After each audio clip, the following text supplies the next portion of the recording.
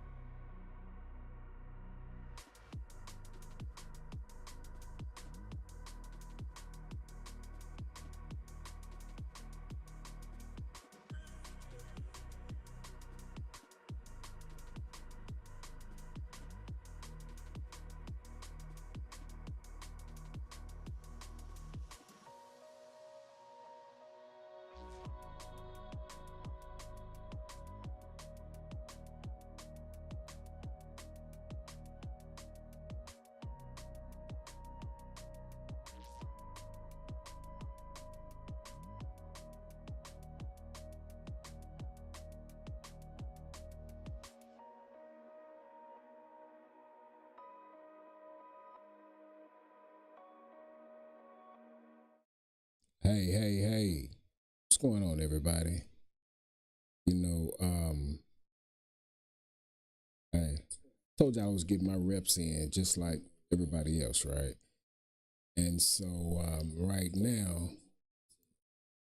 right now, I have to redo what I've already done. Why? Because yesterday in the chat, there was somebody I know who said, he said, man, we want to see the edit. We don't want to just see your face. And I thought they were just playing around. But then after the fact, someone else that watched the chat, another friend of mine, they said, hey, it would have been cool to actually see the edit you were doing. I was like, oh my goodness. So I did all that talking and I was showing you all those different things. And guess what? The what I did was after the intro, the getting ready to start soon sign went off and I came into the camera like I'm doing right now.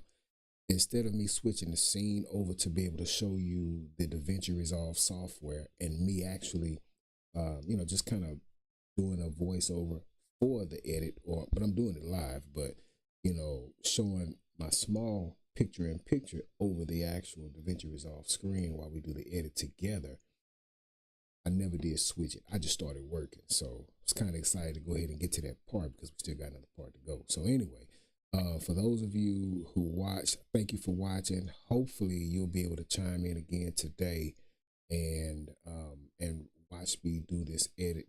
But this time I'm going to make sure that the program is in the background. It's not just my face. Like my boy said, man, don't nobody want to see your dusty face. I said, all right, you got me.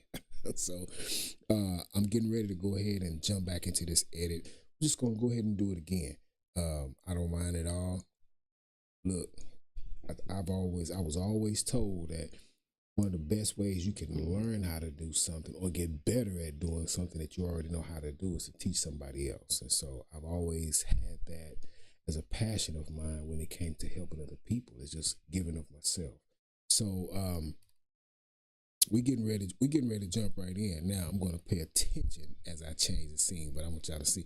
Look, pretty soon I'm gonna be an expert at this whole live streaming thing, and it's just another one of those self-taught type things that I've really gotten into, and I think I'll be able to add some good value because a lot of times when people are learning how to do different things, they need to see you do it, but they also need to see your mistakes, and they need to see you correct those mistakes because that helps everybody to grow. It helps everybody to get better, and so that's one of the things that we'll be doing on my channel. And I'm gonna flat out say it,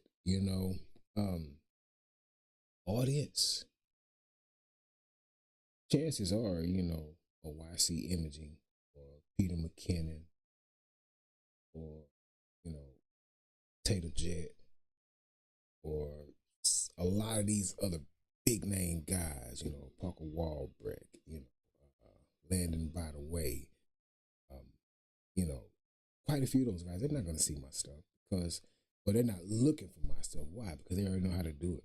I think there's probably a new beginner who picks up a camera or wants to become a video editor that comes in every day more than there's going to be a brand new declared expert every day. So we'll talk to you guys. Number one, I've been there. And so we're gonna keep this thing going. So today what we're doing is we're gonna follow up and go into the next step. Again, initially I showed you how to open the software. I showed you what software to get. You can get the free version of DaVinci Resolve. There is a link in the description. There's also the studio version of DaVinci Resolve, which is a paid for version. Right now, if you're new into the content creator space, if you're new in the videography or photography even, I'm going to say just get the free version. It does about 90% of what the full version does. And if you're just getting this as a brand new software, probably not ready for all of the other capabilities of that full-fledged $300 version. But this right here is going to get you probably 100% compliant with whatever it is that you're trying to get done. So I'm going to say, well, just look at the link is in the description so you can be able to go and check that out. Just download it. I've already gone through the part of navigating you directly to the page and the section where when you click on that link, it'll take you right there. It'll say DaVinci Resolve Studio. No, it's a DaVinci Resolve free, DaVinci Resolve Studio. You'll know the difference. Yeah, so we're gonna go ahead and jump on into that right now. Let's go. DaVinci Resolve. See, this is what I didn't do yesterday, so you can see the actual work that's going on. I can't believe I did that. I mean, that's about an hour or so of just some good raw editing. But you know what? The good thing is, this will also give me an opportunity to take you through it again. I think I'm a process person, so going in and being able to show you how to do different things is always good. So remember when I was telling you when we first started the software, that this deal here, click on that, it'll say display stack timelines. Here's our timeline. I called it rough cut 01. Okay. Now again, let's go ahead and kind of jump back into the mode right now. What we've done is we've shot some project. Okay, I shot my project, and this is a project where I'm talking about camera gear that's pretty essential for the beginner that you really don't find out about, that you really need to have these things in excess till after a couple of years, because nobody just really puts it that plainly to you. So that's what my video is about. Now where we are in the and your video could be something different. You may have walked around the house and with your camera, and you might have filmed a lot of different interesting things. So what we're getting ready to do is we're getting ready to import that footage. Then we're going to cut that footage, and then we're going to add, our music to that footage, and then we're going to begin adding B-roll to that footage. And the final stage is just going to be if you feel like your content could use some kind of, visual effects or some text graphics or just anything after the fact, graphic effects, visual effects, things that will continue to add to the story and increase your viewers' interest and engagement. That's what we'll do. So if you're already in the playlist, the first video was just basically understanding how to import your footage, how to add music, how to go in and prepare your different files, also just kind of moving around the software. The second part 2 was actually going in, loading up your audio, marking the beats of your audio, and then trimming all of the unwanted parts of your actual footage. Just going in, finding the spaces you don't want, taking those out, and modifying the original footage to fit what it is that you need, to take out all the ahs and stutters and long pauses and blanks. And then it was adding the music track. This video that I shot was about 40 minutes long. And so after we removed all the bad stuff or the things that I didn't want in the video, that put us down to about 34 minutes. So now the song that we used was only 1 minute and 50 seconds. So the next thing we did was we extended that song. And because we had that song marked off on all the beats, it allowed us to chop and mix and recompose an entirely brand new song with that existing song file. And it's pretty simple to do. All you have to do is count. Just got to count. So if you're unfamiliar with that process, or if you just want to see how that process is, go look at the part 2 video and then come back to the part 3 video. But right now we live. So you got me live. That also means you can ask me questions live. So let's go. Let's dig in. The very first thing I'm going to say is, like I said, a lot of this that you see now above the main video footage track, those were the B-roll I added. And I stopped when I got about right here, which is about half, because at that point it's just, personal preference. And, you should already kind of have an idea of how you can add your B-roll or what B-roll that you want to add. So, again, you see we have this original cut. What I'm going to do is I'm going to go, let me see, where is my actual, I'm going to do a right click so I can see where in my folder structure my timeline file is. And I'm going to go find timeline in media pool. Okay, I did put it inside of the timeline folder. So now watch this. I'm going to come back. I'm going to right click on that. I'm going to go duplicate timeline. So you see, it also put it inside, it put the duplicate of that inside that timeline folder. So now I'm going to say rough cut 2. I'm just going to rename it because, and the main reason why is because, like I said, I added all this B-roll in the video I did on yesterday, but I'm going to take all this out so I can redo it and kind of talk you through it. You just highlight it all, hit the delete key on your keyboard, and you're good to go. So now we're back to basically that original file. And I'm going to kind of walk you through my process, my rhyme and reason when adding B-roll footage. Now, first things first, the main footage you shoot, that's what's called your A-roll footage, you know, or your performance. When you begin to add, we'll say like a B camera shot to the A-roll camera, let's just say that's a wide angle shot. That means that's going to give you a picture of the entire story you're trying to tell, right? So that means, you know, a lot of things are in focus. It allows your viewer to really catch up to whatever is in the environment. This is your actual story.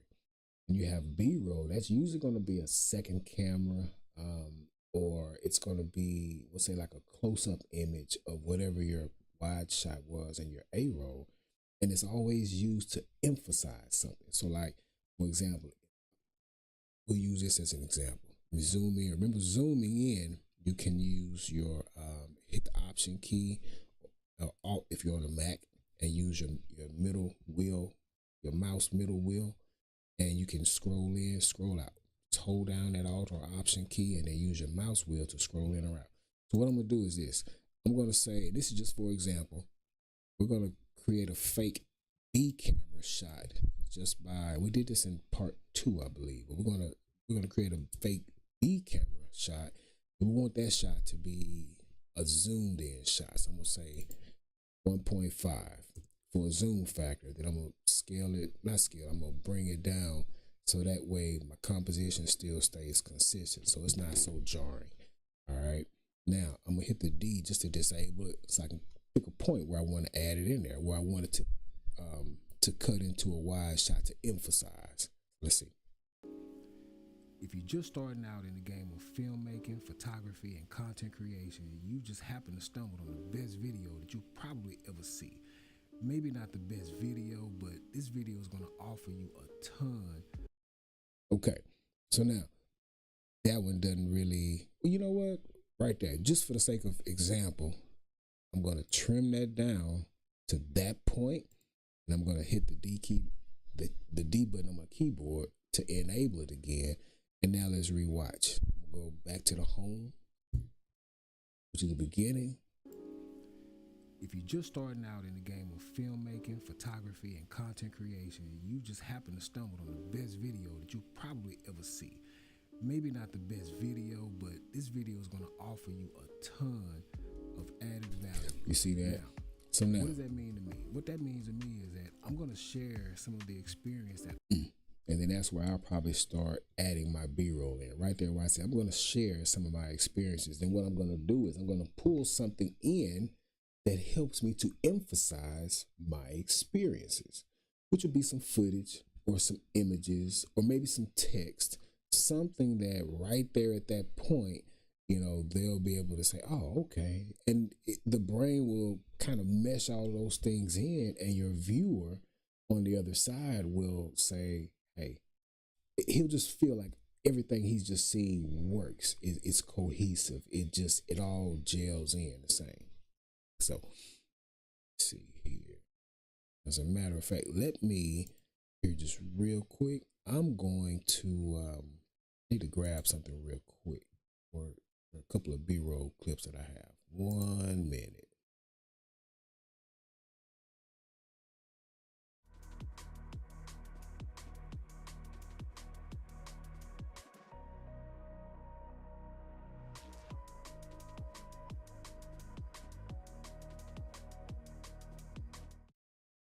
Okay, there we go. I'm back. I had to grab something real quick. Now that I've gotten it, we good to go. All right. Going back. Again, like I said, the B-roll is something that's used to enhance your story. It's something that's used to complement your actual storytelling. The way the brain works, I mean, it'll begin to align these things in your story, even though it's just one image after another. You've got the footage of yourself. You are also having these different things that help that viewer's mind to be able to see and create in their head exactly what your intentions are. So if I say, hey, if the camera's on me and I say, hey, this is JT. I mean, I'm an NFL football player. Then I show a big sign of the NFL. Then the viewer is going to begin to associate me with the NFL, but it's going to also enhance that story. And if right after that clip you see a couple of my highlight plays, then it's just going to continue to go. The same thing for if you're an actor.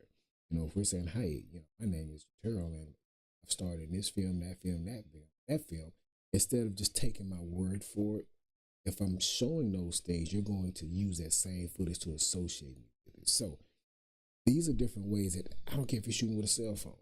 If you walk outside and you are, you're filming some kids playing at a park, when you're putting it in there, if the first shot is just a wide view of a lot of kids at a park, then when you cut into another shot, this is where your B-roll comes in at. You might want to have a close-up on that kid's face while they're smiling and happy, or you might want to show a close-up on their hands while it's holding a swing, or one of the little animal rides that are stuck in the ground that go back and forth on the spray.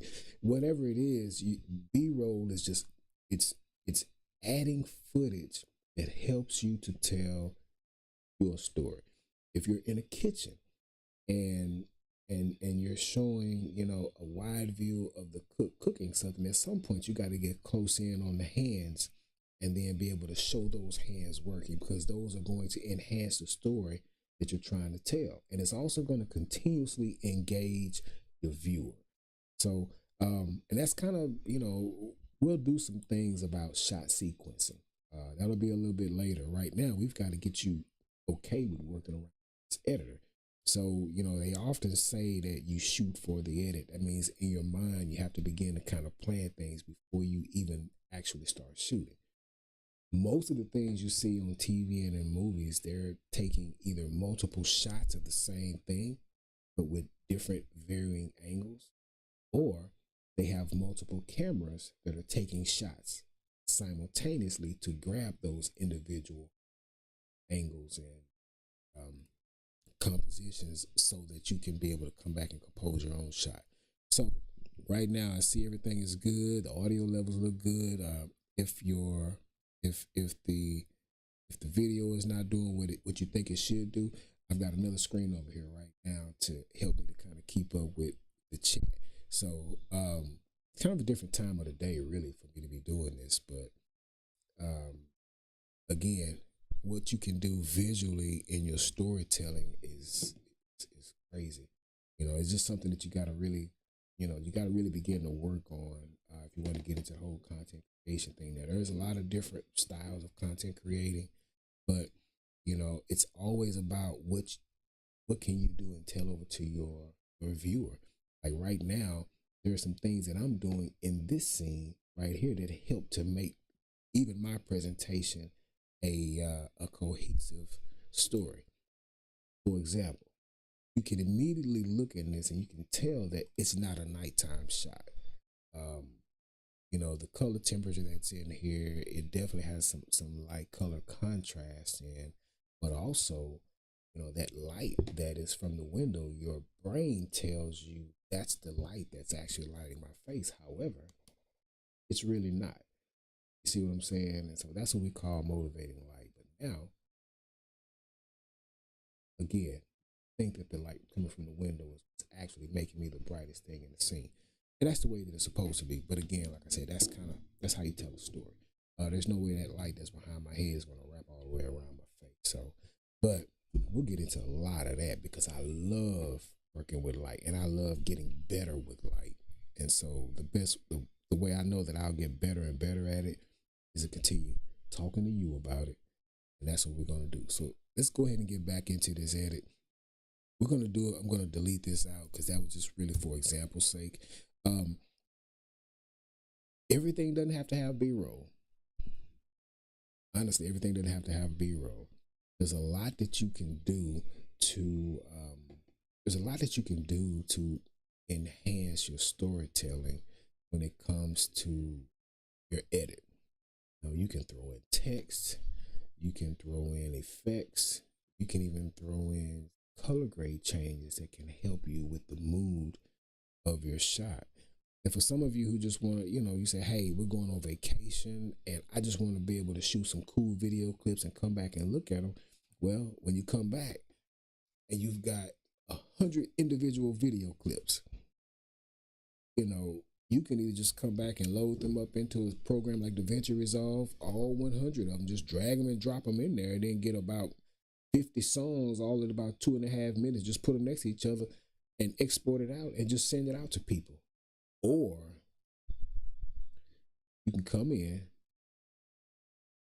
drag your files into an organized folder structure. We'll say hotel videos, swimming pool videos, partying videos, sightseeing videos, and you can tell a story using your videos and your footage. And how do you do that? Right here in the editing program. So now we'll go ahead and get started. I'm not going to go through and edit this entire thing and narrate it as well. That'll just take forever because I have to keep stopping because there's so much that I want to say. But what I will do is I'm going to edit a pretty good portion of it at this point, and all the way to a point where it begins to get super repetitive, because then I know that based on what you've heard me say, you'll also be able to get back in there and get it done yourself. So any questions you have, throw them in the chat. If you don't have any questions, you just want to watch, hey, go ahead and just enjoy the watch. Remember, there's a part 1, a part 2, and a part 3. The first part 3, I forgot to hit the button that allows you to see the actual work being happening, and you can just hear me. But in this one, we'll go ahead and redo this so you can be, and I almost just forgot about it again. That's why the screen just popped up. So here we go. Getting ready to go ahead. I'm going to go ahead and go all the way to the beginning. It requires you to listen. One of the things I said the last time, that's why you see these marks on here, is that when you get to a point where when you feel like there's something that you can be able to throw in to emphasize something you just said, just mark it on the clip. And how do we mark things on the clip? By pressing the M on our keyboard. It'll create a mark point right there. And if you want to create a note so that you remember what that mark is talking about, just double click on the mark and then give it a quick description. So when you hover your mouse over it like this, it'll show you there. This says B-roll, talking about exposure. So I had to go in and add a couple of images that would allow me to do an example of camera exposure, and I had some things that I did from a blog that actually allowed me to do that. Let me check on something. I need to see if DaVinci Resolve will read a WebP file, because I know some of those I pulled from my website, but they're WebP files. So let me see real quick if DaVinci Resolve will actually. It won't. Okay, so that means I'll need to convert my WebP files to JPEGs, which is fine. I can do that real quick because there are more in there that I want to be able to use for the purpose of this video.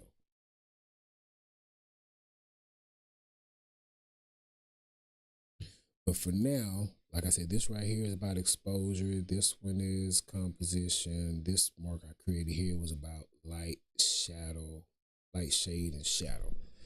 All right. So remember, Shift Z will bring everything into view. If you hit it again, it'll just take you back to your original zoom. 1 second here while my Photoshop is loading up, because I'm going to I need to convert those files over to those WebP files. I want to convert those over to a JPEG file. We're doing a couple of things behind the scenes. As a matter of fact, I'm not going to do that. That way you can just kind of stay in tune with what's going on. So WebP. This will take just a second because I've got quite a few images that I can actually use as B-roll. These are just static images, but they are JPEG. Well, they're WebPs right now. You need to convert them over to a JPEG, so that way I can be able to drag them inside the DaVinci Resolve platform. This is one of the things about going live. You know, everything is live, so things that take a little bit longer, everybody gets to see. But there's always little, hiccups, things of that nature when you're working. So this right here is just kind of one of them.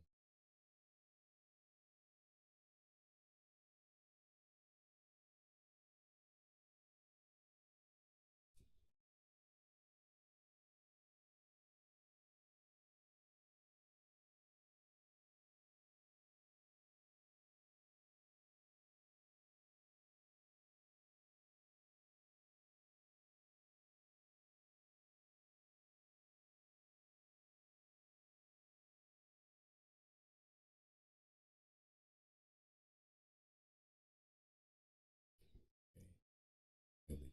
Save into a folder. Yes, I'm gonna bring all of these JPEGs in there that way, and you'll see. I mean, it's pretty much just a drag and drop type deal.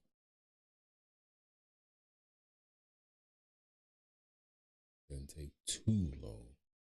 See.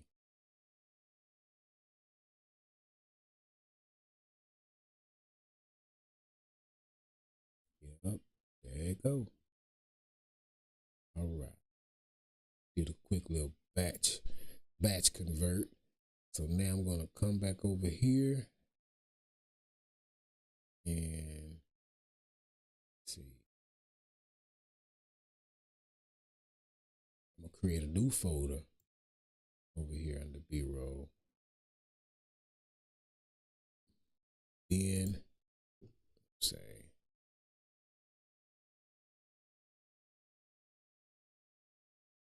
just to kind of quickly do that, I'm gonna take all of these, just gonna drag them in there.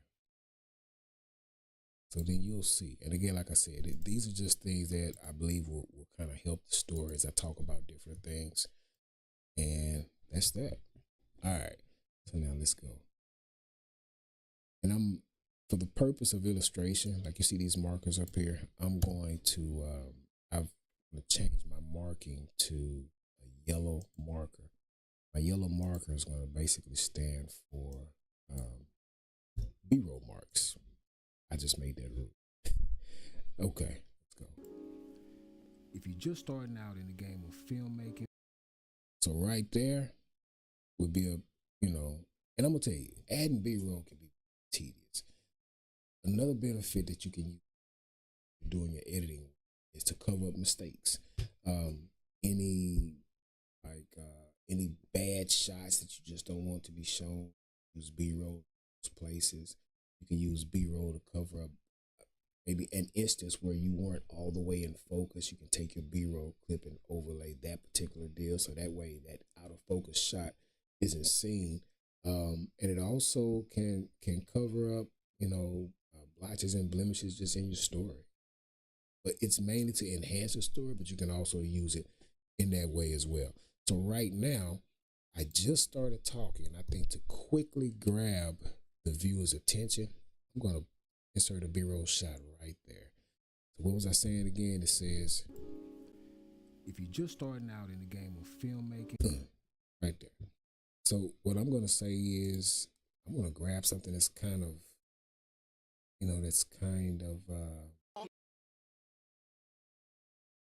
kind of relevant to what I just said. Okay, let's try to come in. Right.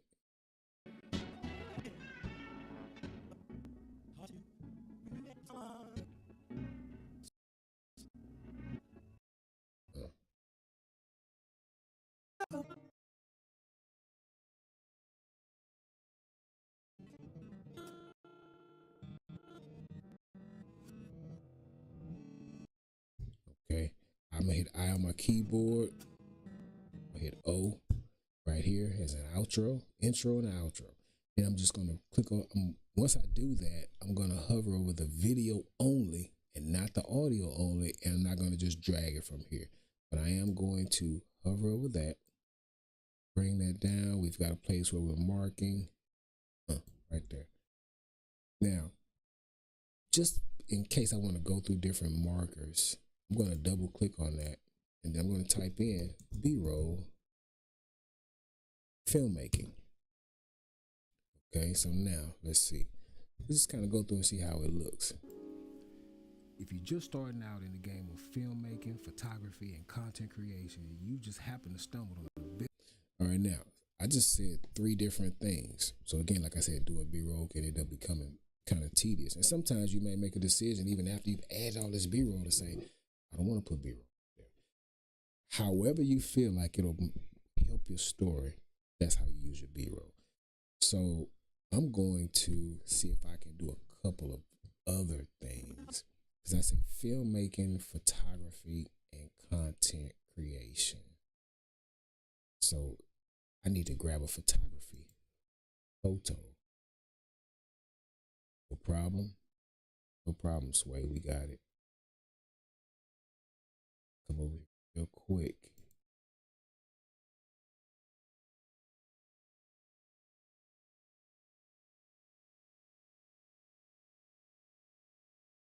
Hey, little jazz.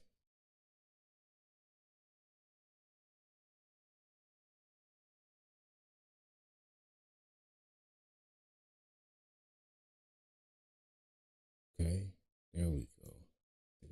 I think I just got me a clip.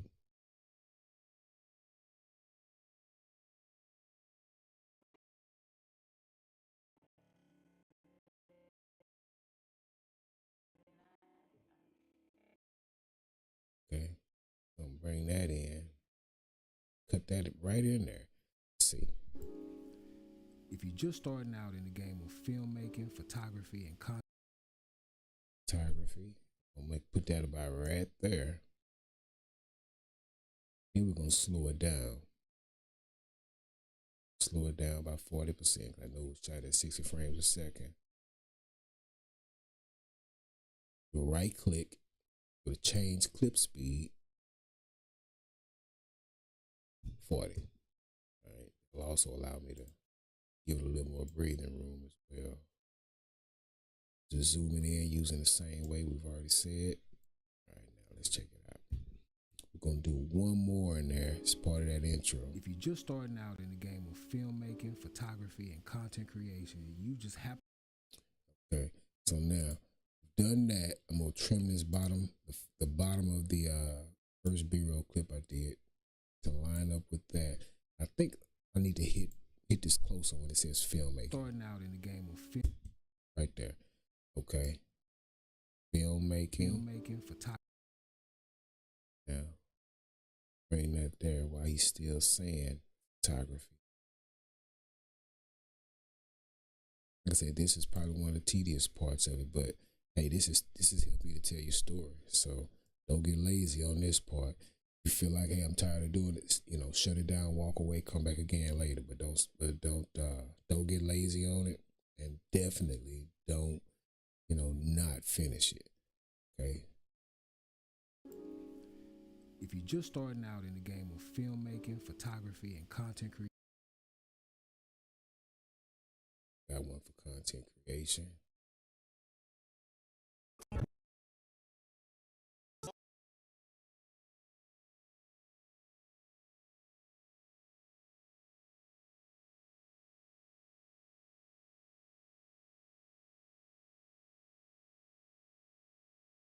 In the game of filmmaking, photography, and content creation, you just happen to stumble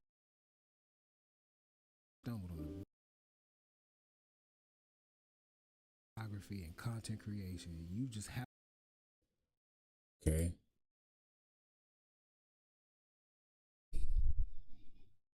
Just gonna delete that. I want to keep that part. All right. So now let's go back. If you're just starting out in the game of filmmaking, photography, and content creation, you just happen to stumble on the best video that you'll probably ever see. Maybe not the best. right there where I say maybe not the best. I'm going to zoom in on myself. Just again, keeping the viewer engaged. Kind of put him in the mindset. Okay, what's going to happen next? All right. Filmmaking, photography, and content creation, you just happen to stumble on the best video that you probably ever see. And now I'm gonna cut it right here. And all I did was Command B on my keyboard, and then I'm gonna take this part. I'm gonna duplicate it.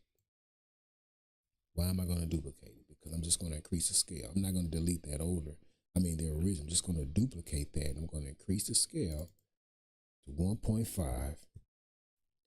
I'm going to bring it down in the Y direction just so that when I get to that part, it'll cut in and emphasize what I'm saying.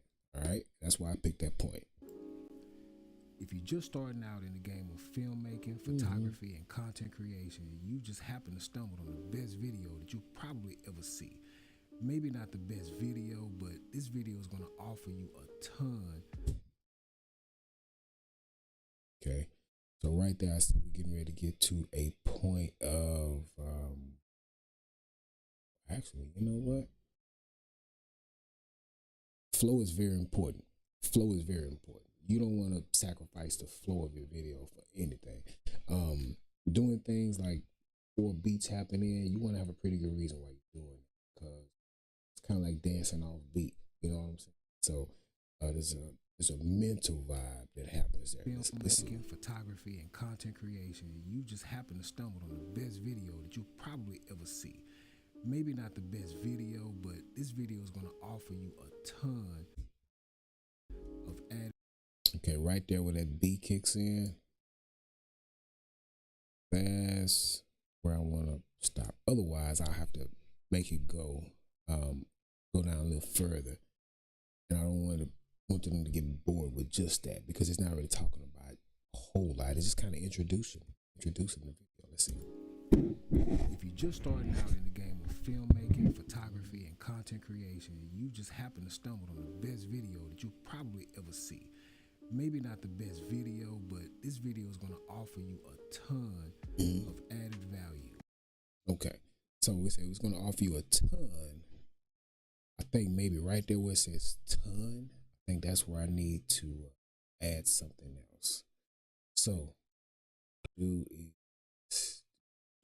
it's fun.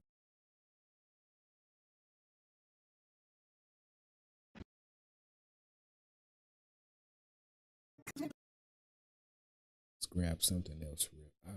Got it. Alrighty then.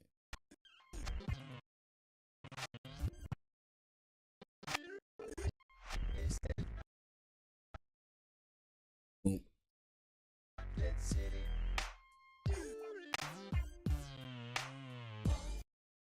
Okay. Right there. We're gonna add that in there. And just, some footage. Just some footage.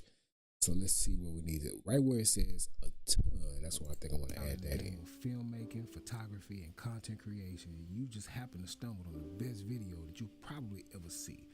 Maybe not the best video, but this video is going to offer you a ton. Okay. Now, I know what this right here was shot at.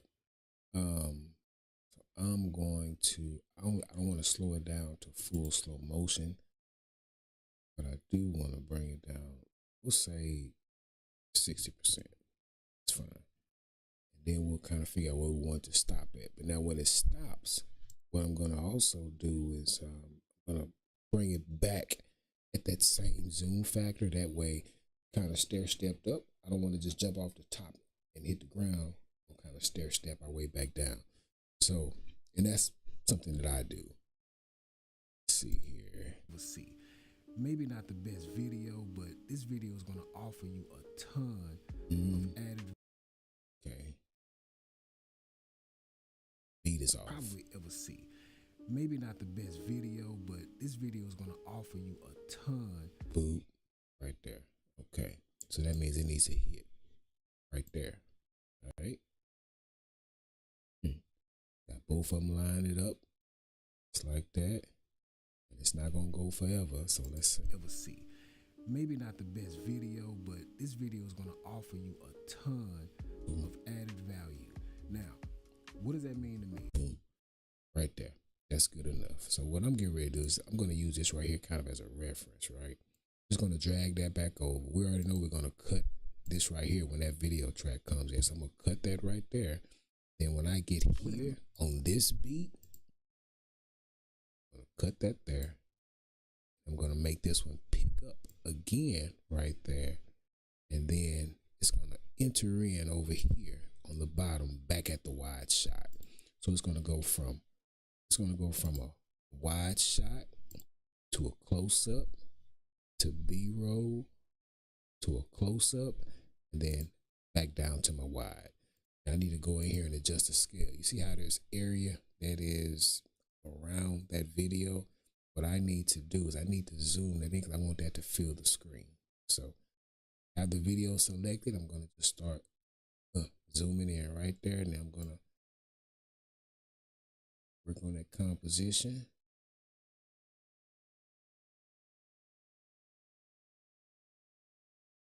Right there.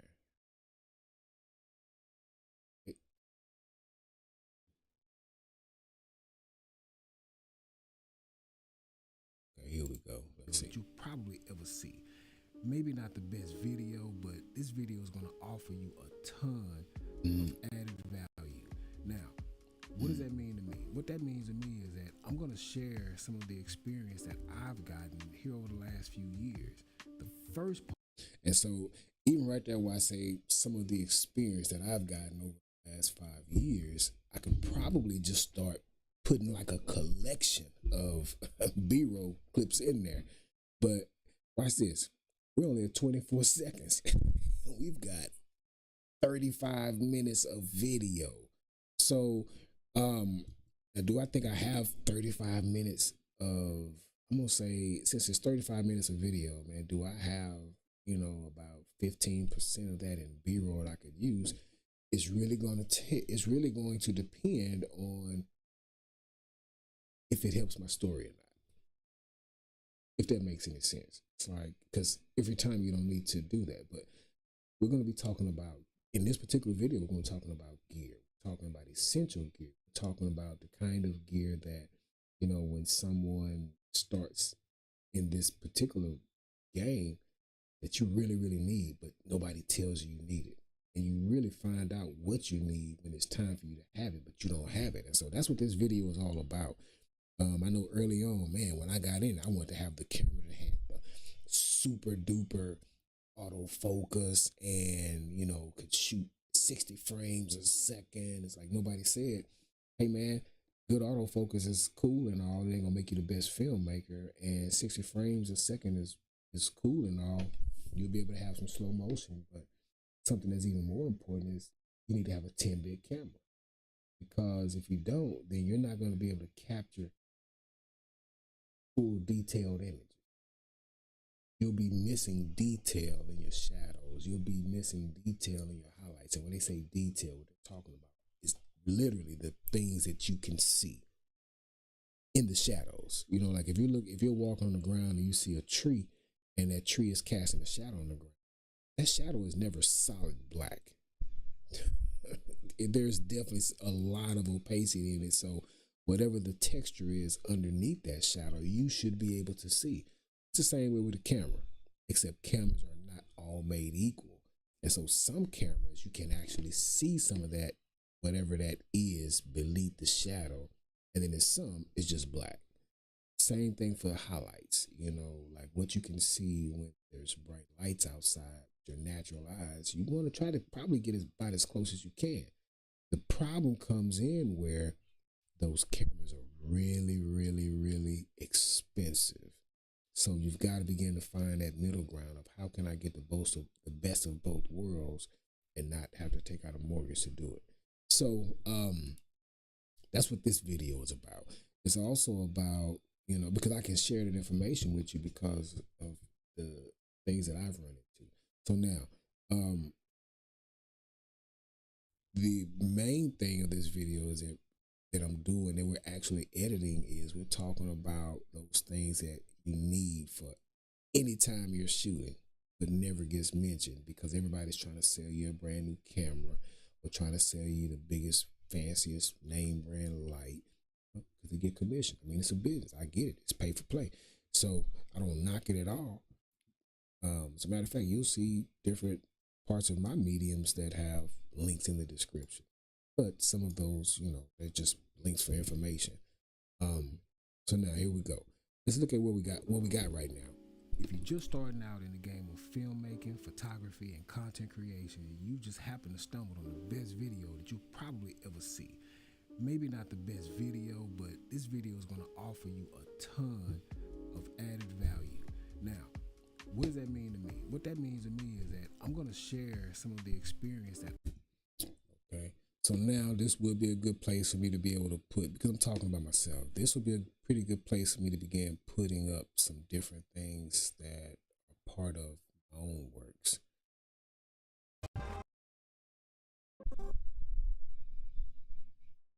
So that's what I'm going to do. That's exactly what I'll do. I think that would kind of help me to tell even more the story of where we're trying to go. So we'll grab a couple of those real quick.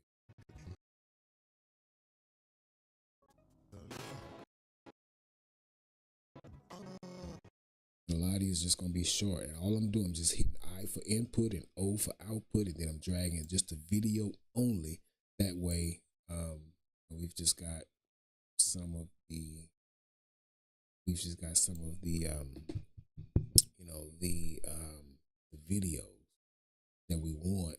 We're not trying to show a whole lot. As a matter of fact, I'm going to need to go into a whole nother YouTube channel, older YouTube channel, so that I can grab a video.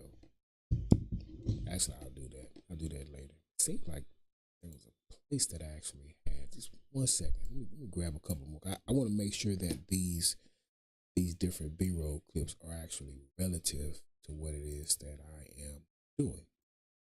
Let's see.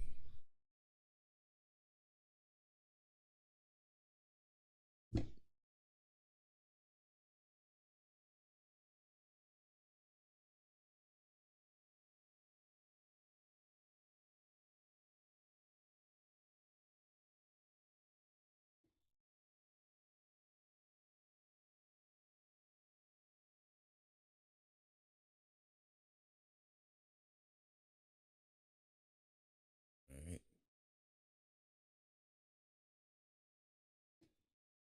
Tell you what, look, I think everybody needs to probably go and grab a cup of water or something like that real quick.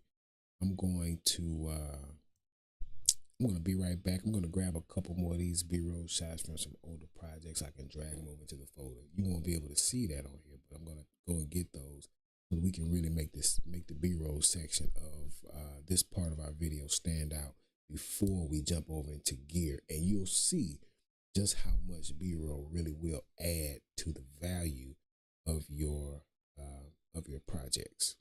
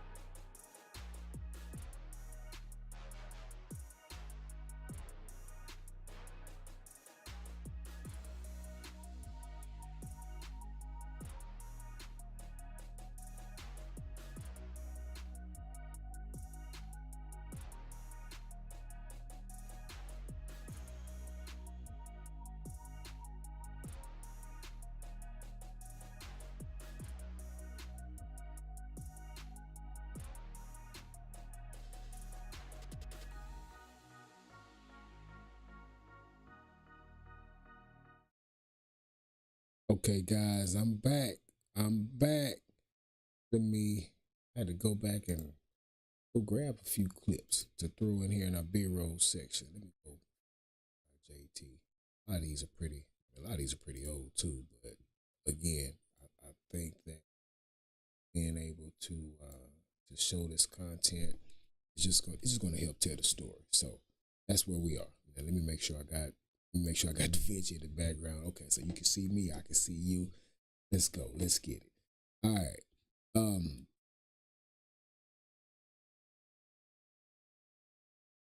Yes.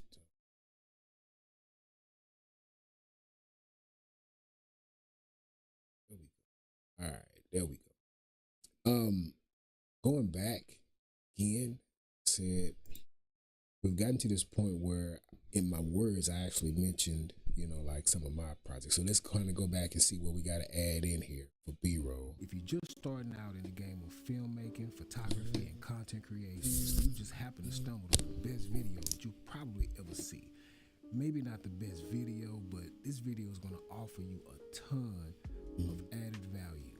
Now, what does that mean to me? What that means to me is that I'm going to share some of the experience that I've gotten here. Okay, so I just said that means to me I'm going to share some of the experience that I've gotten. So let's just throw a couple of clips in that'll actually kind of show and highlight some of these different experiences. And that's really what we're doing. Like I said, we want to kind of show a variety of things that we've done. This is a good place to be able to do that. It will allow you to really kind of go in on what it is that you're saying that you do. So let's just get a couple of clips.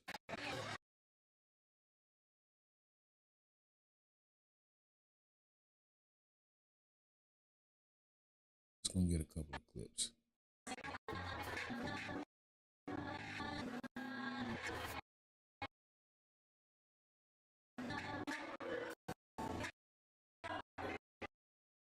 Okay. Yeah. This is like I said, this is all we're doing. Just going through, grabbing a few pieces of work. This is all kind of in the intro. But once you get that intro, then hey, be able to keep going.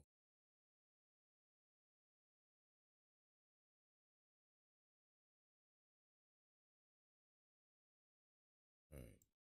You might have enough. That's like what, 1, 2, see real quick.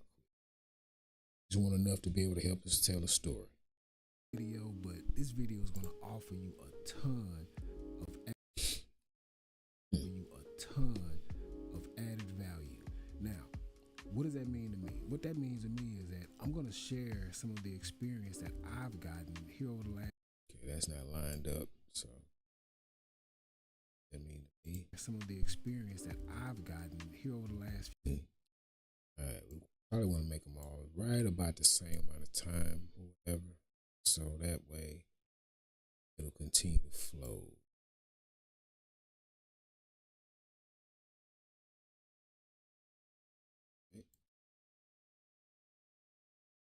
And really all I'm doing is just kind of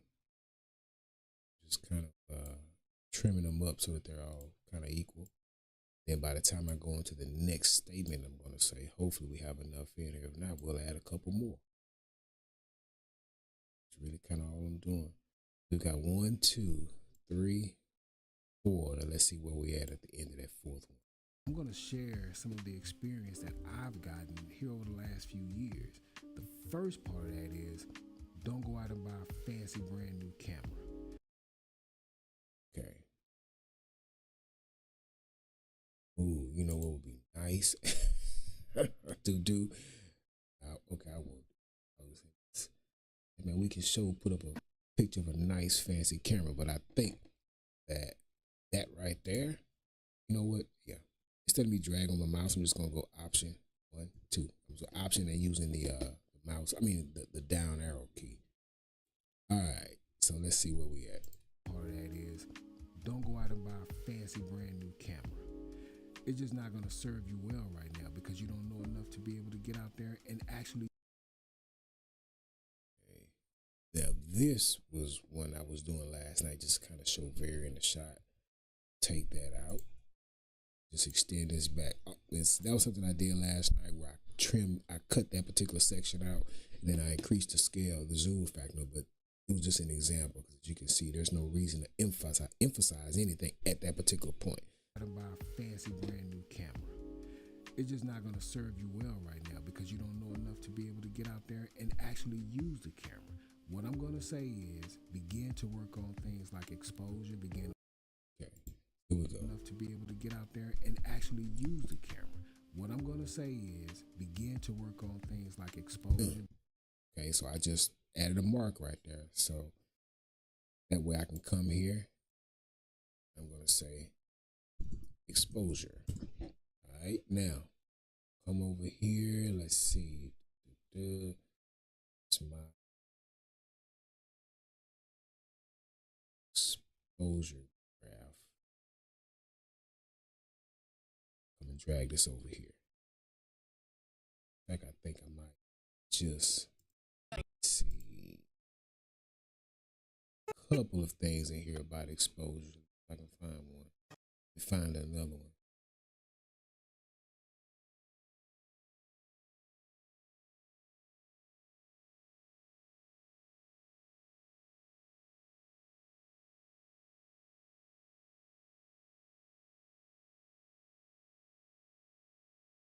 And you know what? Just one might actually work, because here's an exposure triangle. One might actually work. Let's see what we got. What I'm going to say is begin to work on things like exposure. Begin to work on things like composition. Okay, so I'm going to use the exposure triangle right here. Then I'm going to take these out, and then we'll come down and we'll find something for composition. Bring that in. We'll mark it off composition so we can know when to bring it in. On things like exposure, begin to work on things like composition. So we're going to mark off spot there. There we go. Composition. Now we need, that way if we accidentally hit the play button, we can come right back to that spot that we need. So let's find something real quick on composition. I saw something a little early. That's cool for composition. Ain't really. Anyway, yeah, I'll put that right there for composition. What do I keep hitting? Oh, I know what it is. Okay, that's I've got this on this MacBook. There's a feature that I really never used. It was like the Magic Keyboard. No, not Magic Keyboard. It's some kind of thing up here where they put the icons at the top. But normally I'm working on my exterior keyboard, but right here, working on just the MacBook itself, and so those buttons are up at the top. I forgot what you even call them. Anyway, let's see what we say next. Work on things like exposure, begin to work on things like composition, begin to work on things like light, shade. Okay, there we go. So what I'm gonna do, because right now we've got everything has been moving, right? Right. So we're gonna say we'll add another mark. Call that.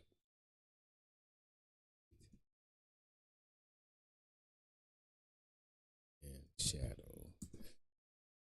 Did I spell that wrong? I did spell that wrong. That Virgo kick in. All right. So a couple of things right here. This doesn't fill up the whole frame, so I'm going to make it fill up the whole frame. Just going to zoom in on it, and I'm going to fix that composition. You see how it's over to the left more than it is. It's off center right now, so I'm just going to move it over some, and then if it begins to show bars on either side, that as well. All right, so I need to zoom in a bit more. Okay, up a little bit. Bam, there we go. All right, and then this one, that one also needs to be that. So now what I'm going to do is I'm going to introduce a concept to you that you don't have to really pay attention to just yet. Well, at some point, but it's called keyframing. I'm getting ready to set a keyframe here, and then I'm going to come to the end of this one and then I'm going to actually zoom in just a little bit so that it's not just a plastered static picture that's up there. Okay, so what's going to happen is From this point, it's at 1.250 X factor, zoom factor, and then when it gets to here, it's going to be at 1.350. So that means it's going to have a little zoom. It's going to do what they call interpolate. So it's going to mathematically compensate for how it increases in size from this point to this point. Let's see.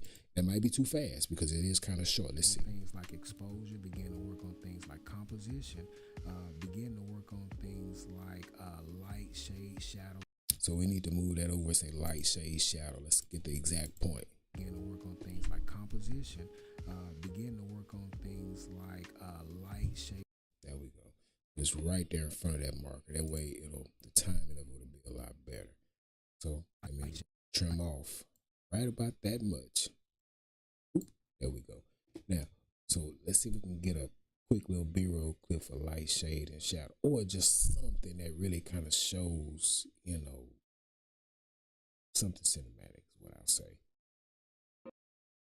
Anything. We could probably get it, yeah, light, shade, shadow. I like this one. Like this one right here. This was just a little thing I did on my son's bike in the garage. But you can see light, shade, shadow, color, contrast, light, contrast, all of that.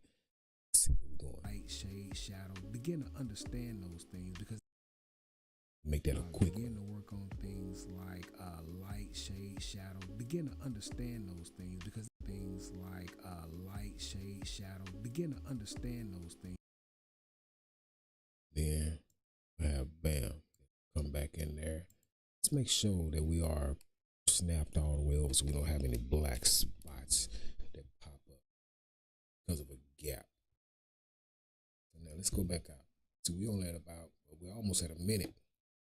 And then once we begin to get into the gear, we're just going to be using either actual B-roll footage that was shot, or we'll be using graphics of the different pieces of gear. I think for the pacing of it, we'll probably use more of these images than anything. I mean, it makes no sense to sit here and do an orbit around a light stand when I can just show them what a light stand looks like, and then maybe another screen grab that shows approximate cost. That's what's going to be of value. So let's see what we got. I'm going to do a Command S just to emergency save to make sure we don't lose what we've got. I haven't really had that kind of an issue with Blackmagic, but not going to, yeah. Let's try. Because that's going to come into play. Go home, go to the beginning. If you're just starting out in the game of filmmaking, photography, and content creation, you just happen to stumble on the best video that you'll probably ever see. Maybe not the best video, but this video is going to offer you a ton of added value. Now, what does that mean to me? What that means to me is that I'm going to share some of the experience that I've gotten here over the last few years. The first part of that is don't go out and buy a fancy brand new camera. It's just not going to serve you well right now because you don't know enough to be able to get out there and actually use the camera. What I'm going to say is that's a nice like long amount of time right there where there's nothing really happening. I don't like that part because we've got such a nice flow going, and then it just stops. So let's see what we can put in there. Buy a fancy brand new camera. It's just not going to serve you well right now because you don't know enough to be able. I think right there where I say because you don't know enough, I think we maybe should show something that shows some intricacies of what we do, maybe in a final product type look. Serve you well right now because you don't know enough to be able.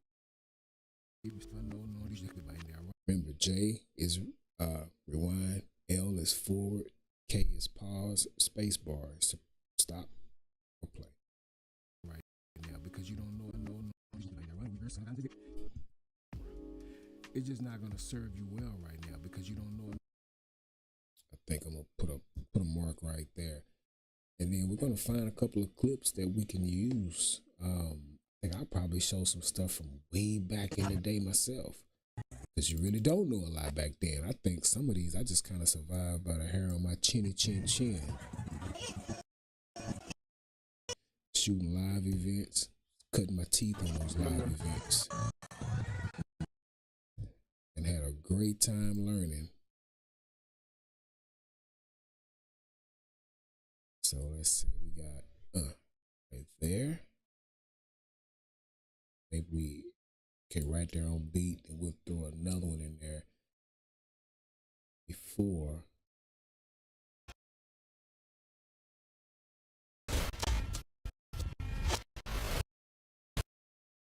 Yeah.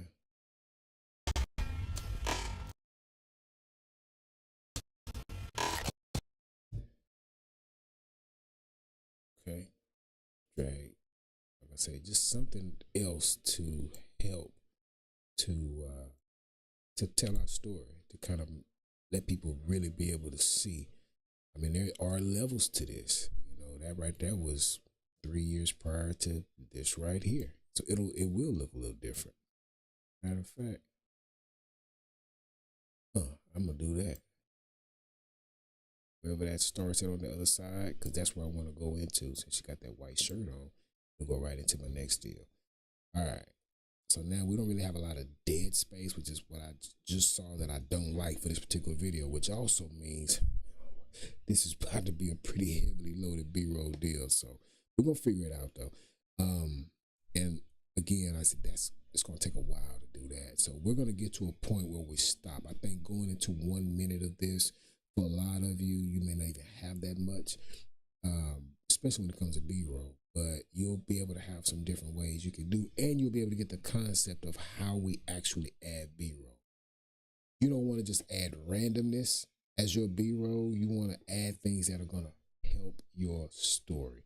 That means whatever it is you're saying and talking about, everything you add in as B-roll needs to be something that is going to re-emphasize something that you're either saying or have already said. So let's try to see where we are now. If you're just starting out in the game of filmmaking, photography, and content creation, and you just happen to stumble on the best video that you'll probably ever see. Maybe not the best video, but this video is going to offer you a ton of added. You know what? Hey, let's do this real quick, just for fun. Just for fun. Just to show you what kind of progress we're going to make. I mean, look, this is editing right here. You got to love it. If you're at this point, it means you happen to love it or you really want to learn how to do it. So we want to get you as many tools as you can. I just highlighted all those clips and I'm going to hit the D on my keyboard. That's going to gray them out. That's going to disable them. Let's watch this 1 minute. Let's watch this and see how it looks. And then we'll come back and watch it again with the B-roll that we've added. We'll really see how it looks. If you're just starting out in the game of filmmaking, photography, and content creation, and you just happen to stumble on the best video that you'll probably ever see. Maybe not the best video, but this video is going to offer you a ton of added value. Now, what does that mean to me? What that means to me is that I'm going to share some of the experience that I've gotten here over the last few years. The first part of that is don't go out and buy a fancy brand new camera. It's just not going to serve you well right now because you don't know enough to be able to get out there and actually use the camera.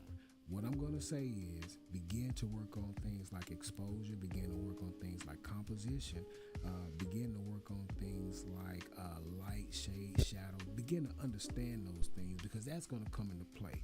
Those are going to be the things that you end up spending so much time on trying to get perfect for some image that inspired you to even want to do this thing that you'll have time to be able to master those on a camera that you have to really learn. Now, what I will say is this. Start looking at things like light stands. And I don't mean like 1 or 2 light stands. I mean, 5, 6, 7, 8 light stands. Why light stands, JT? Well, imagine that you begin to film something. You see that? That's with no B-roll at all added. Now let's go in and see what a difference it makes just to add that B-roll. If you're just starting out in the game of filmmaking, photography, and content creation, and you just happen to stumble on the best video that you'll probably ever see. Maybe not the best video, but this video is going to offer you a ton of added value. Now, what does that mean to me? What that means to me is that I'm going to share some of the experience that I've gotten here over the last few years. The first part of that is don't go out and buy a fancy brand new camera. It's just not going to serve you well right now because you don't know enough to be able to get out there and actually use the camera. What I'm going to say is begin to work on things like exposure, begin to work on things like composition, begin to work on things like light, shade, shadow. Begin to understand those things, because that's going to come into play. Those are going to be the things that you end up spending so much time on trying to get perfect for some image that inspired you to even want to do this thing. Okay, so you can see adding B-roll completely changes the dynamics of your video. And sometimes you can even go out and just grab some extra B-roll, some stock B-roll. There's tons of resources that are out there for you to be able to get B-roll if you don't have any. Or you can take the time to go and even reshoot and re-grab some things. And a lot of times your B-roll may end up having to be using the footage that you already have. So let's say, for example, you're from Texas and you spent spring break in Cancun. Well, if you're from Texas, you went to you spent spring break in Cancun, you may not have the option of being able to go back and say, oh, I forgot to get this water slide. I forgot to get that. Let me go fly back to Cancun and get some shots of it. One of the things you can do is, if you can either get online and you might be able to find some video resources for it, but if you can't, use what you have. How do you use what you have, JT? Take that footage, duplicate it up on your timeline, scale into it. If you shoot with your phone is probably by default on 4K, which means you'll be able to zoom in twice as much or 4 times as much as your original shot without losing any of your image quality. So that also means that while you got one shot this way, when you zoom in pretty hard, you'll also be able to move and pan that shot around. You can even do some zooms that will allow you to take a still image and you can zoom into it like a push in. Same thing for some of your regular shots.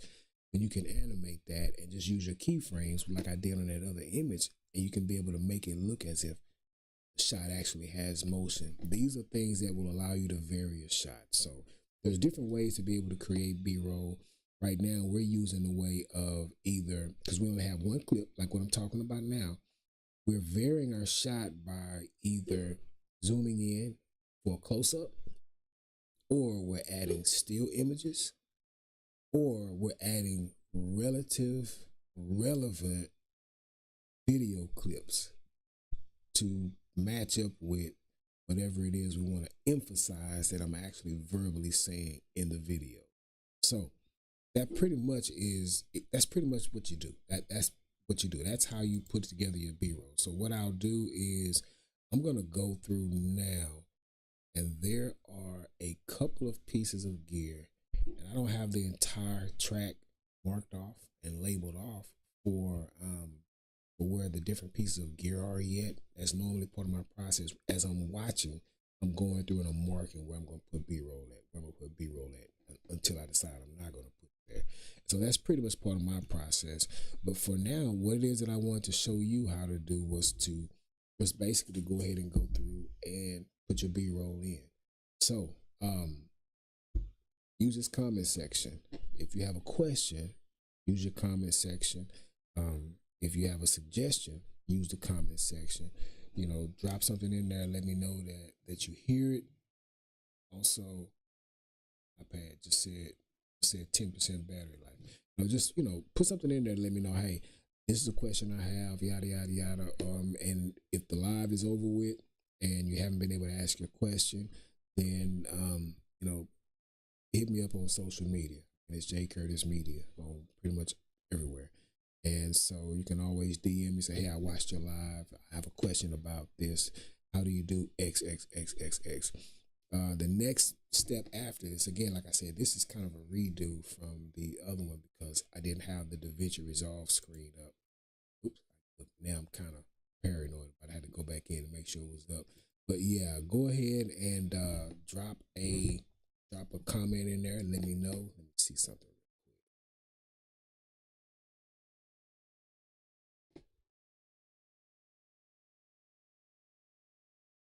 Yeah, go ahead and drop a comment in there and let me know if you have a question.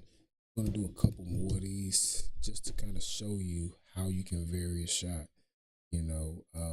And then all my moms, dads of athletes, hey, when you go into these events and you pull that camera out, definitely grab some shots of your child while they're in action if you can, if you haven't hired me to be on the field. But definitely grab some shots of them while they're in action.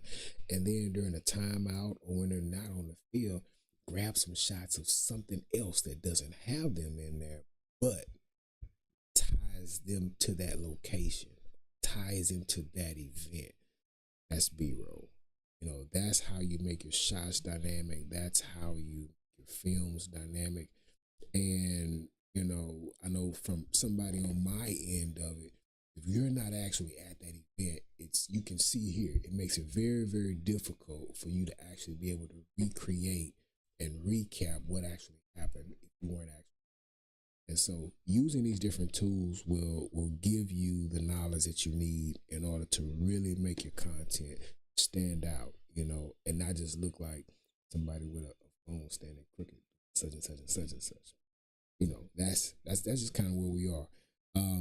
So again, these tutorials are going to be for people who they may not, you know, they're not experts, they're not, you know, seasoned folks, or people who are wanting to get into this game to begin doing it on their own. This will be a great place because editing is a part of everything. You know, you go out and do something, people usually want to see a finished product, a polished product. So see if we can go ahead and get over to some of the gear areas of what we're trying to do for this video. And we'll figure out how to fill in some more space because I can already see some more space needs to be filled in. Let's go. You'll have time to be able to master those on a camera that you have to really learn. Now, what I will say is this. Start looking at things like light stands. Okay, you see how I said light stands right there. I marked it because that's a place where we're going to put up something about a light stand. Now, let me go. There we go. Images. See if we can find some of these pictures of light stand. Did I? Right here, so that's a C stand. Where did I put some of those?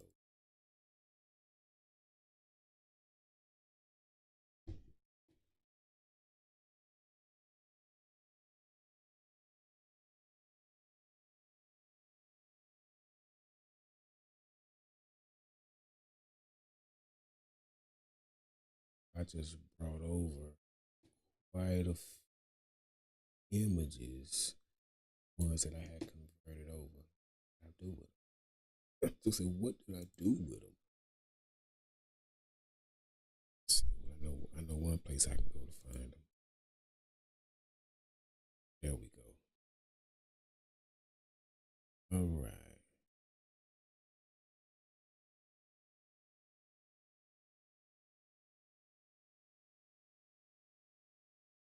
Just going in so I can locate some of these other B-roll clips that I added in.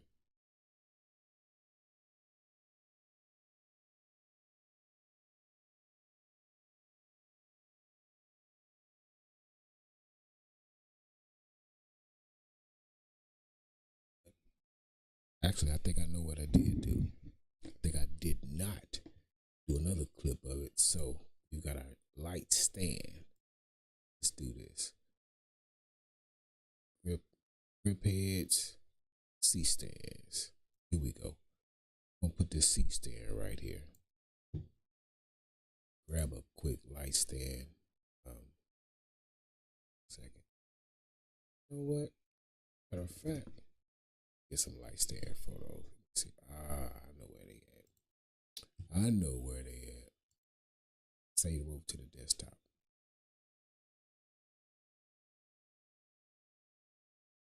Yep. Save them over to the desktop.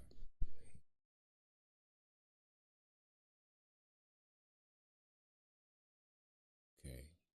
Let me get these right here renamed over. I'll be able to drag these over.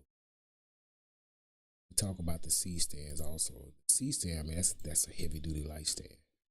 Pretty much that's what it is. So we're gonna say light stands.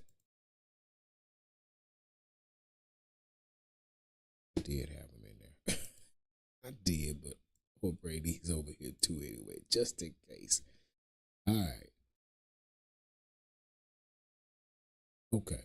We got our light stands. We're gonna bring this over. We're gonna put it right there. Okay. I'm going to animate it just a little bit because it's only 5 seconds, but it's probably going to be shorter than that depending on what I say next. So let's see what I say next. Start looking at things like light stands, and I don't mean like 1 or 2 light stands. I mean 5, 6, 7, 8 light stands. Why light stands, JT? Okay. Let it go all the way to here. Light stands, JT. Well, light stands, JT. Well, imagine that you begin to film something and you need to hang something up, but you don't have anywhere to hang it. Then you're trying to put something on the wall, tape it to the wall, or have somebody to stand up and hold it for you. That's just not gonna make you productive.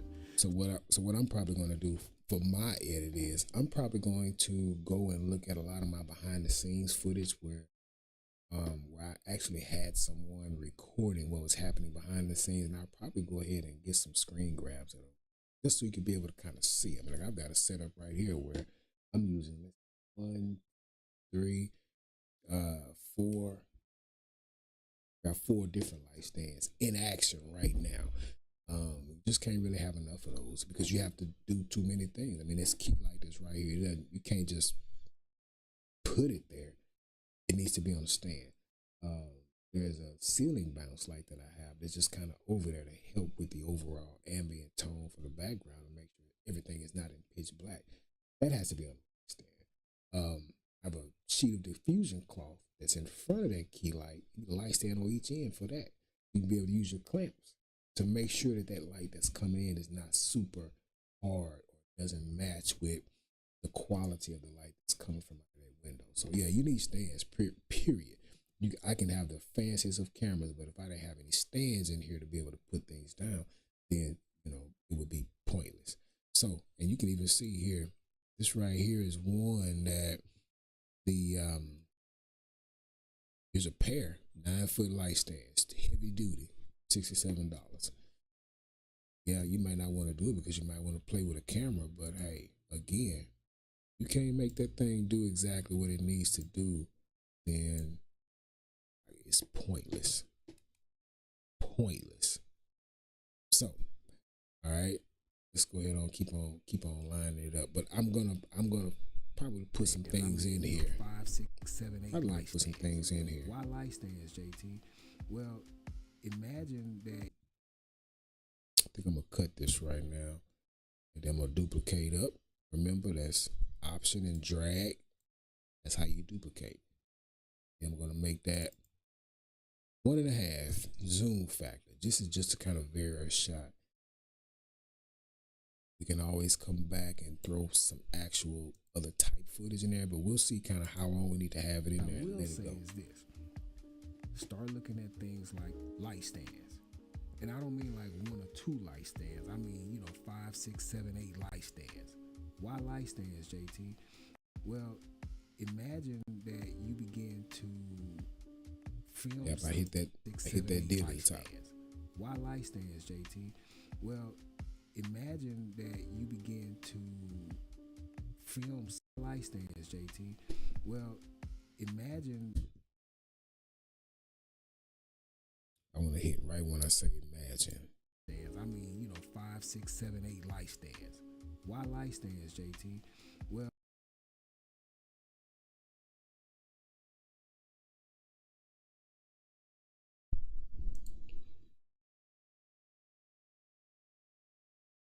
Option, click and drag, say half. See what my Y is on here. Okay, that way we can stay consistent because I'm gonna keep going right there. Say -2, 19. That way it'll match up exactly the one that I've already done. 5, 6, 7, 8 light stands. Why light stands, JT? Well, imagine that you begin to film something and you need to hang something up, but you don't have anywhere to hang it. Okay, so that's where I'm gonna cut it back. Cut, delete. There we go. Now that's gonna take me back. Light stands. And I don't mean like one or two.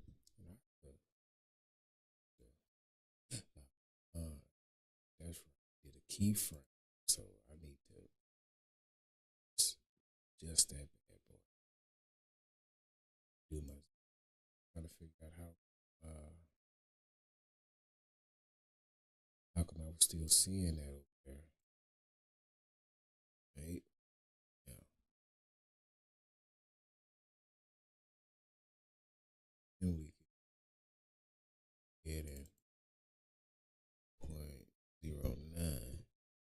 Right? And you should still see some slight zoom. Start looking at things like light stands. And I don't mean like one or two light stands. I mean, 5, 6, 7, 8 light stands. Why light stands, JT?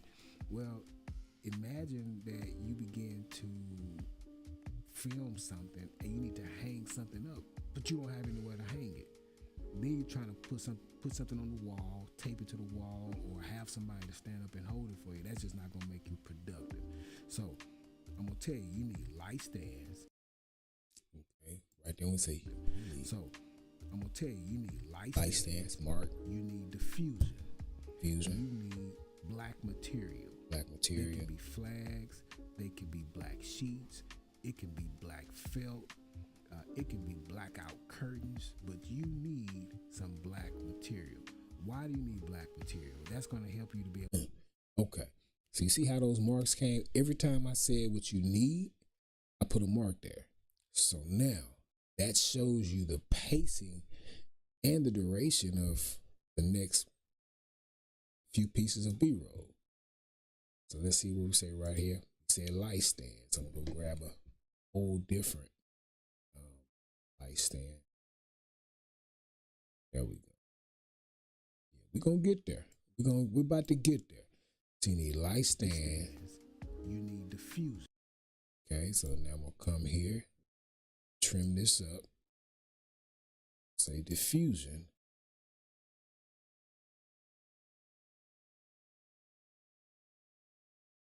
You need black. Okay, black material. Let me come down here, black cloth. I need some more pictures of some black cloth. Yeah, just more pictures of black cloth. Let me grab a shot of black cloth off Amazon real quick.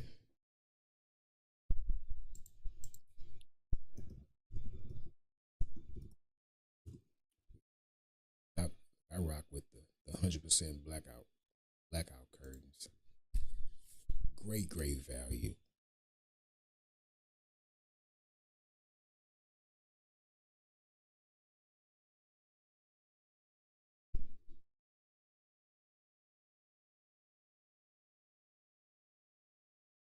Great value.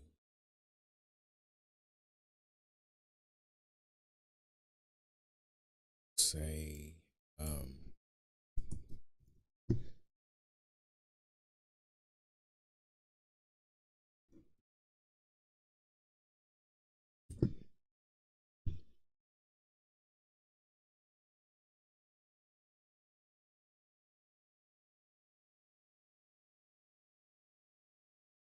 negative feel.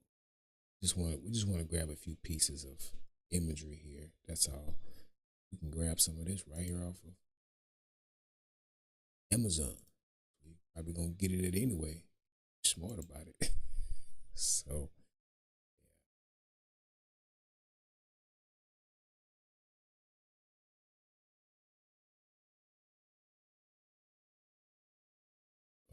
okay, now let me pull those in real quick.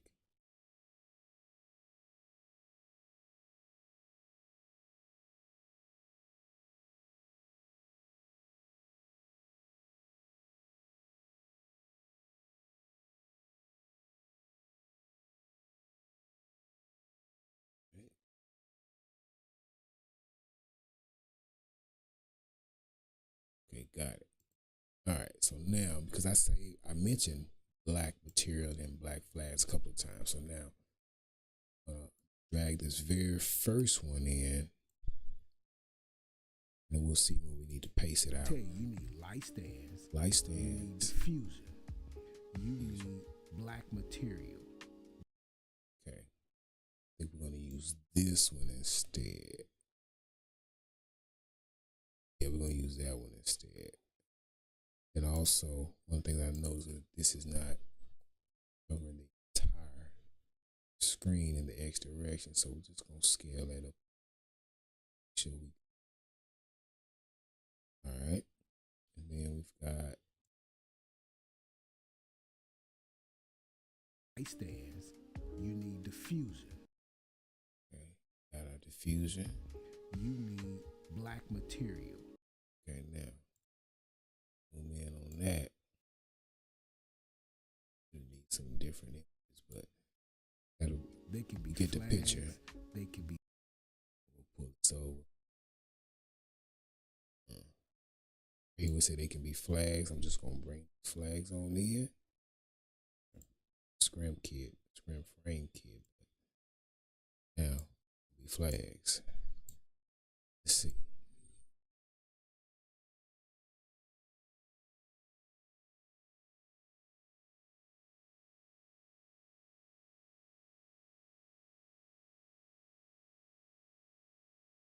It works.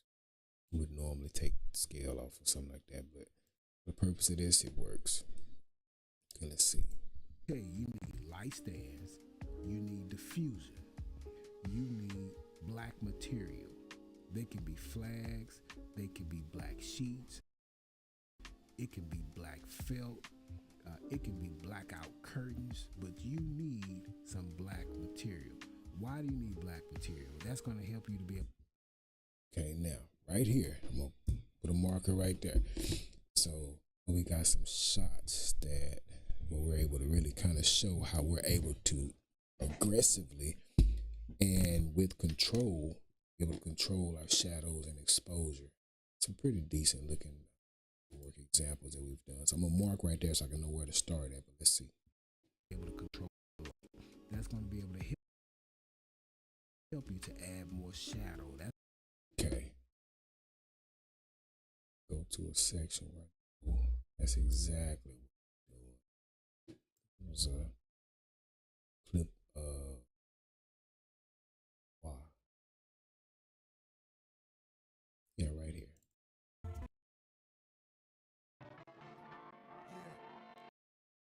You can really see some good shadow texture, have control of the deal. So yeah, natural looking scene. Put that right there. See how the B-roll and the footage that you shoot, I mean, it's always valuable, always. That's why you never give it up, especially not. It's going to help you to be able to control the light. That's going to be able to help you to add more shadow. That's going to be able to help you to block off light that you don't want. Okay. Let's see.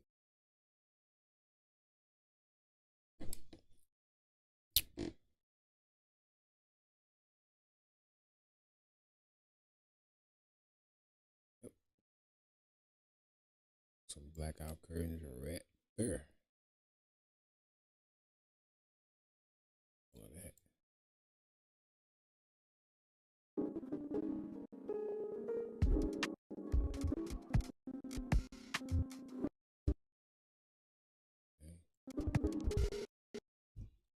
All right.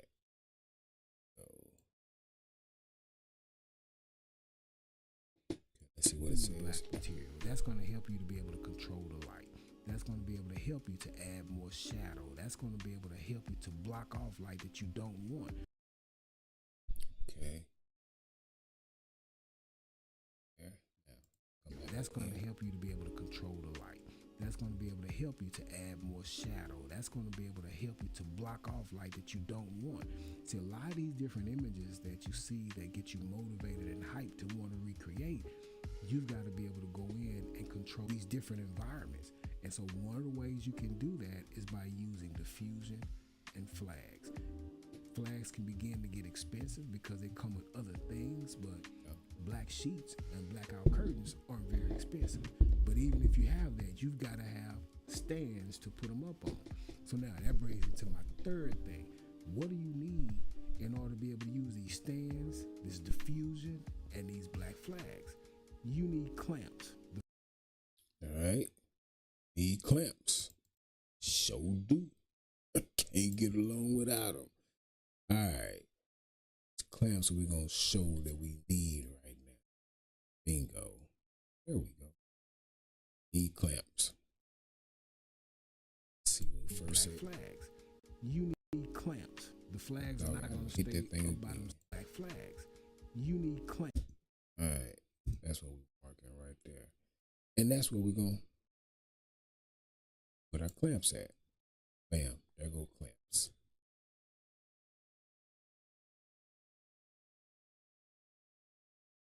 And these black flags. You need clamps. The flags are not going to stay up by themselves. The diffusion is not going to stay up by themselves.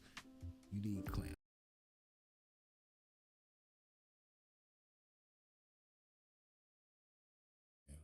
Click on this, lock it in there, but we're gonna go ahead, we're gonna animate keyframes where we want those clamps to end up at.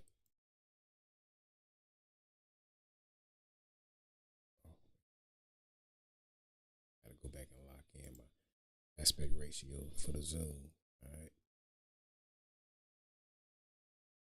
Okay, good enough. You need clamps. The flags are not going to stay up by themselves. The diffusion is not going to stay up by themselves. You need clamps. There's several different types of clamps. The little cheap clamps. Several different types of clamps. You need clamps. There's several different types of clamps. Put a mark right there. Now we start bringing in a few of these clamps. Different kind. So that way, talk. Got some information to be able to back that up and show. That's how this thing is. Like I said, everything we're doing, we're emphasizing exactly what we're talking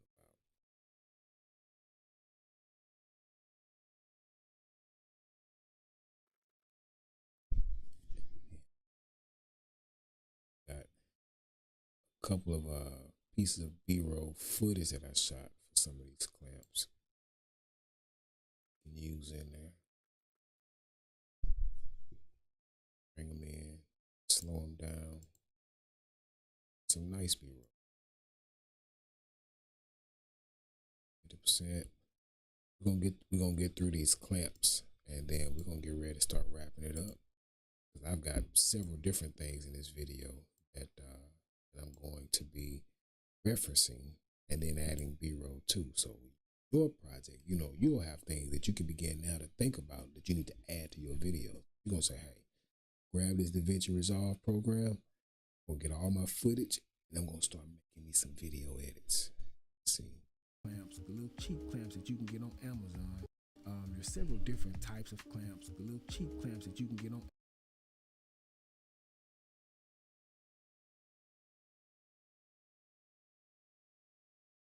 Amazon. I'll put a link in the description so that you can be able to see some of these, but you need to get a ton of those clamps because there's nothing like having a black sheet or curtain going from one end of a boom arm to the other end of a boom arm, and then it's lagging down in the middle. You're going to need some clamps.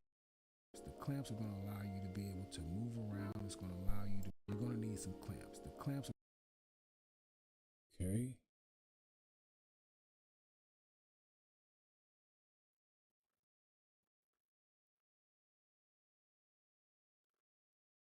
Just shots of mine. I've got a gang of these. I stay on it because I already know. Trust me, I'm trying to make a quick run to Walmart so you can grab some clamps. You learn real quick. I'm not going to be in that spot again.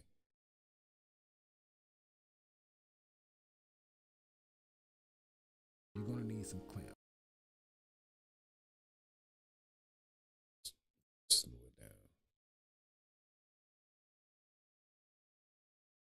clamps are going to allow you to be able to move around. It's going to allow you to be able to get something into a firm position so that it doesn't move. And so the more clamps you have, the better it's going to be.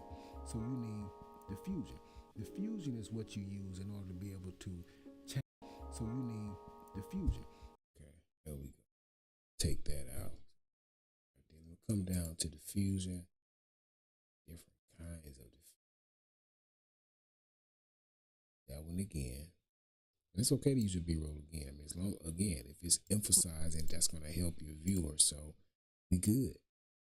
We are good. Zoom. Diffusion is what you use in order to be able to change the light from a hard light over to a soft. Come down here and show an image that has soft.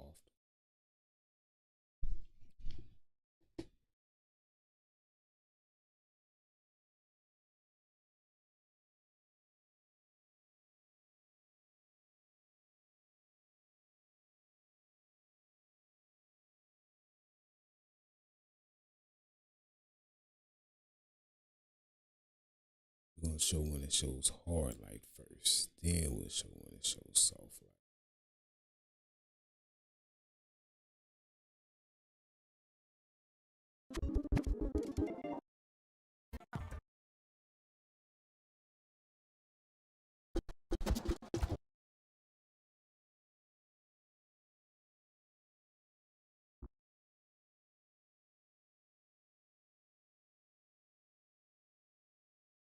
Allows you to be able to have. Okay. All right. Here we go. Let's see. The better it's going to be. So you need diffusion. Diffusion is what you use in order to be able to change the light from a hard light over to a soft light. It's what allows you to be able to change the light from a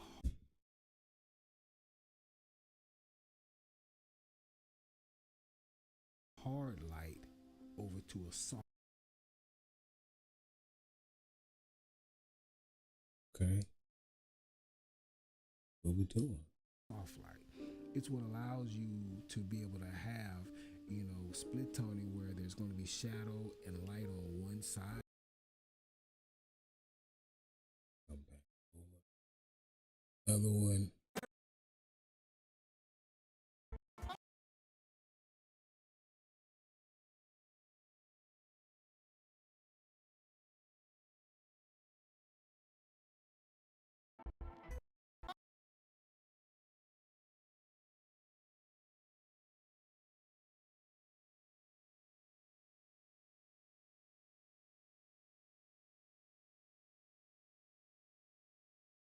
Have, split toning where there's going to be shadow and light on one side, but there's no hard edge defined line. That allows you to have a more smooth transition from light to shadow.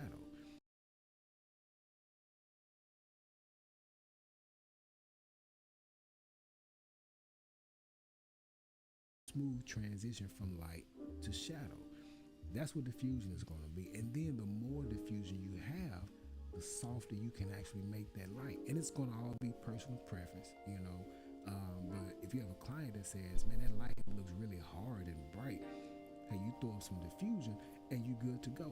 But again, if you don't have a light stand and if you don't have clamps, then you don't have any way of being able to put this diffusion. But if you have a client that says, man, that light looks really hard and bright, hey, you throw up some diffusion and you're good to go. But again,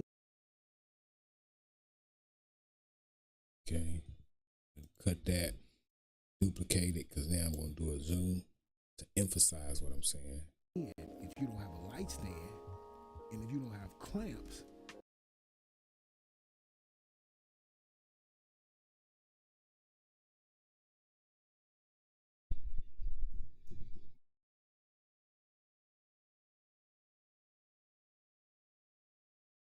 Yeah, I think I actually pulled that over some when I did it. Behind the step. There we go. hey, you throw up some diffusion and you're good to go. But again, if you don't have a light stand and if you don't have clamps, then you don't have any way of being able to put this diffusion up to block the light.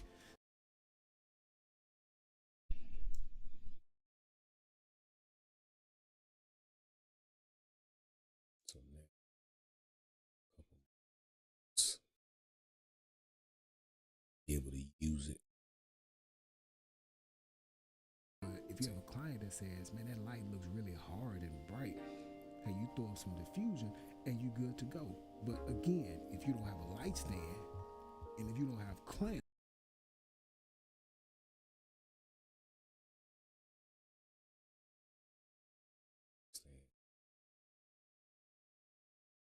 Look, it's a puzzle.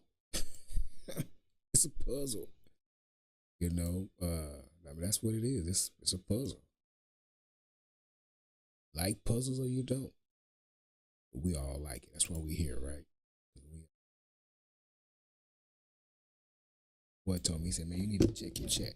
Let me check over here and see if anybody is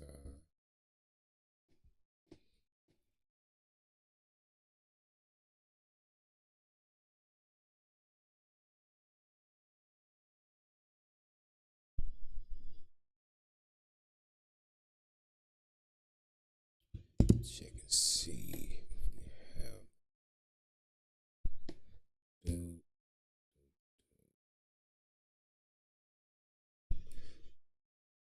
let's go through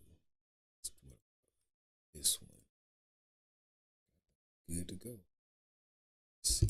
We'll watch and see where we are so far. if you're just starting out in the game of filmmaking, photography, and content creation, you just happen to stumble on the best video that you probably ever see. Maybe not the best video, but this video is going to offer you a ton of added value. Now, what does that mean to me? What that means to me is that I'm going to share some of the experience that I've gotten here over the last few years. The first part of that is don't go out and buy a fancy brand new camera. It's just not going to serve you well right now because you don't know enough to be able to get out there and actually use the camera. What I'm going to say is begin to work on things like exposure, begin to work on things like composition, begin to work on things like light, shade, shadow. Begin to understand those things because that's going to come into play. Those are going to be the things that you end up spending so much time on trying to get perfect for some image that inspired you to even want to do this thing that you'll have time to be able to master those on a camera that you have to really learn. Now, what I will say is this. Start looking at things like light stands. And I don't mean like 1 or 2 light stands. I mean, 5, 6, 7, 8 light stands. Why light stands, JT? Well, imagine that you begin to film something and you need to hang something up, but you don't have anywhere to hang it. Then you're trying to put something on the wall, tape it to the wall, or have somebody stand up and hold it for you. That's just not going to make you productive. So I'm going to tell you, you need light stands, you need diffusion, you need black material. They can be flags, they can be black sheets, it can be black felt, it can be blackout curtains, but you need some black material. Why do you need black material? That's going to help you to be able to control the light. That's going to be able to help you to add more shadow. That's going to be able to help you to block off light that you don't want. See, a lot of these different images that you see that get you motivated and hyped to want to recreate, you've got to be able to go in and control these different environments. And so one of the ways you can do that is by using diffusion and flags. Flags can begin to get expensive because they come with other things, but black sheets and blackout curtains aren't very expensive. But even if you have that, you've got to have stands to put them up on. So now that brings me to my third thing. What do you need in order to be able to use these stands, this diffusion, and these black flags? You need clamps. The flags are not going to stay up by themselves. The diffusion is not going to stay up by themselves. You need clamps. There's several different types of clamps, the little cheap clamps that you can get on Amazon. I'll put a link in the description so that you can be able to see some of these, but you need to get a ton of those clamps because there's nothing like having a black sheet or curtain going from one end of a boom arm to the other end of a boom arm and then it's lagging down in the middle. you're going to need some clamps. The clamps are going to allow you to be able to move around. It's going to allow you to be able to get something into a firm position so that it doesn't move. And so the more clamps you have, the better it's going to be. Yeah. So you need diffusion. Diffusion B-roll is what helps you use in all order to day be able long. to change the light from a hard light over to a soft light. It's what allows you to be able to have, split toning where there's going to be shadow and light on one side, but there's no hard edge defined line. That allows you to have a more smooth transition from light to shadow. That's what diffusion is going to be. And then the more diffusion you have, the softer you can actually make that light. And it's going to all be personal preference, but if you have a client that says, man, that light looks really hard and bright, hey, you throw up some diffusion and you're good to go. But again, if you don't have a light stand and if you don't have clamps, then you don't have any way of being able to put this diffusion up to block the light. So see, those things are very important because just with light stands, diffusion, so going in a little bit more on the stands, you can get some basic stands, but they need to be heavy duty stands. You can't get these little cheap stands that you can literally bend with your hands or bend over your knee. You've got to get something that, I'm gonna say some stainless steel stands, or some stands that have like that black matte finish.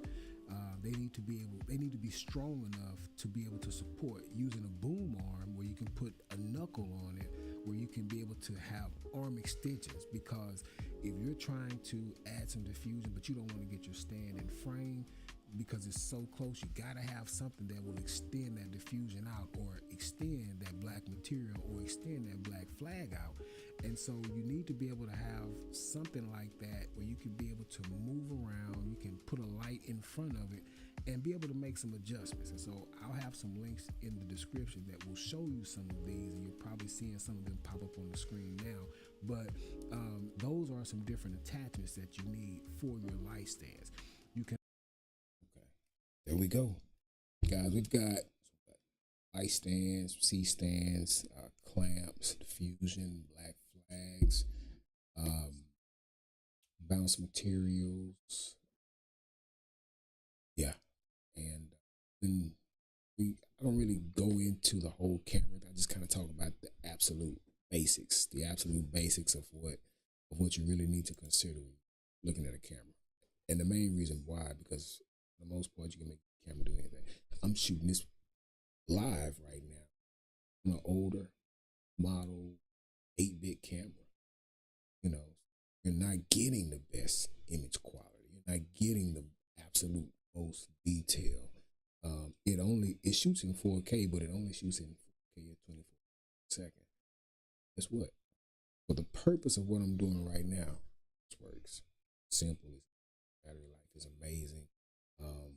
And it also forces me, when I'm working on other projects with this particular camera, it forces me to keep the practice and habit, doing the things that I need to do to maximize the amount of detail I can get out of a camera that meant strong, creative. So I think I'm going to go ahead and begin to cut it here, guys. I've given you the information that you need. We've gone in to start doing our actual B-roll additions to the footage that we're. Thank you, good. So let's just kind of recap. As a recap, with where we are in full, is we've downloaded the DaVinci Resolve Studio software. We've also imported our footage. We've also went to Epidemic Sound and grabbed us some audio that we can be able to use. I've shown you how to go in and trim out the bad parts, or the parts that are unwanted on your video, so that you don't have to keep them in there if you've recorded. I've shown you how to cut that stuff out. We've also shown you how to go in and mark the beats of your music, so that you can come in and either be able to cut everything on the beat to make sure your edit is flawlessly consistent, or we've shown you how to use those same markings as a way to be able to extend the length of your song. Like, we have a 2-minute song, but that one song has been repurposed to fit a 40-minute video. So and then after that, once we completed that, Then we went in and we showed you how to add your B-roll. So you've got your footage cut, you have your music in, and now you have B-roll. So that pretty much is it. You know, the final phase I'm going to say would be to add your actual visual or graphic effects to your image, and then color grading. But for the purpose of this instructional video, it's more of a conversation. That's what it is. It's more of a conversation. So there's not a need for a lot of heavy visual effects. It's not a sports hybrid or social media content. It's not even for people that are in a hurry. That's the reason why I'm doing this live, because I don't really care about that. You know, some people are in a hurry. I'm like, you're in a hurry to go nowhere. I want to focus on being able to bring you content that you can come in and I can put enough tools in there for you to either be able to go to exactly what you need, or for you to make the decision whether you want to sit there or not and listen. And it's okay. However, if you like this video, please, hit the like on the video. I'm going to do more of these, but I want to make sure that I'm providing value to who I'm trying to actually provide value to. It'll help me out if you subscribe because of what I'm trying to do. So hopefully this is something where I can bring value to you as you bring value to me, just by being the asset that you this channel. And I can begin to become the asset that you need for your development at this beginning stage of becoming a filmmaker or content creator or a photographer. We've got some things we're going to do. We're going to spell out, and we're going to spell them out clearly and plainly. All the gray area that you normally run into when you're trying to figure out how to do something. You know, how somebody just kind of makes the assumption that 100 of those steps that you take are fully explained just by seeing. No, we're going to talk it out. That's what we're going to do. That's the kind of content I'm going to put on this channel. I will be showing, and I'll be uploading the final video once it's done. Upload the final video so that you can see, and you'll be able to say, hey, I remember when that video was just a straight long video, so you'll be able to see the text, you'll be able to see the visual effects and the graphic effects when you come back to the channel. So hit the notification bell. That way you can say that you do want to receive notifications in your YouTube app, so that once these different things are done, then you'll be able to see these things, and we'll just keep it going from there. I've got a lot of things lined up for you. I mean, look, being, 6 years in, there's a lot of things that if I knew now, of course, today, I would have shortcutted my learning curve process 6 years ago. I'm going to share those things with you. I mean, I think, blesses us by touching the hearts of other people. So getting ready to bless you because you touched my heart. So this is where we at. Guys, I thank you once again for chiming in on the stream. I've got a few new subscribers doing these streams. I'm like, man, this is lovely. We might actually get there. Hey, again, look, if you like what you saw, or if you have questions, drop a comment. You can easily hit the share button and say, hey, this guy's talking about how to do some of these things. He's going to save you some money. Go check out his first couple of live streams, and then send him a question. I'd appreciate it. If you've got a project that you're working on and you've done it and you want to share it with me. I don't mind looking at it. I'll even give you some feedback. I love talking shop about this. So yeah, guess we'll see you on the next one.